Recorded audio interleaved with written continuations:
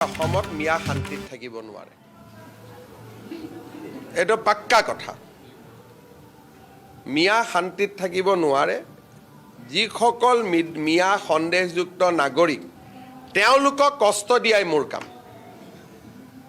গতিকে কষ্ট পাই থাকিব এনেকে সাংবাদিকৰ আগতে দুখ প্ৰকাশ কৰি থাকিব বাকি ৰাস্তা নাই গোৱালপাৰাত হৈ গ'ল দুই এদিনতে নগাঁৱত এভিকশন হ'ব দুই এদিনতে যিমানে এটা ষ্টেটমেন্ট বেছি দিব সিমানে এভিকশন হ'ব আমাৰ বিৰুদ্ধে নকলে শান্তিত থাকিলে বেলেগ কথা সন্দেহযুক্ত মিয়াৰ কোনো শান্তি নাই অসমত মই মুখ্যমন্ত্ৰী থাকালৈকে মোৰ ঘৰত আহিলেও শান্তি নাই জুবিনৰ সমাধিত গলেও শান্তি নাই গৌৰৱ গগৈৰ মিটিঙত গলেও শান্তি নাই ৰকিবুল হুছেইনৰ মিটিঙত গলেও শান্তি নাই মুঠতে মিয়াৰ শান্তি নহব মিয়াৰ শান্তি পোৱাৰ এটাই ৰাস্তা মুখ্যমন্ত্ৰী ভাঙিব লাগিব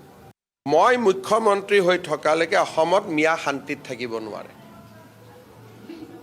এটা পাক্কা কথা মিয়া শান্তিত থাকিব নোৱাৰে যিসকল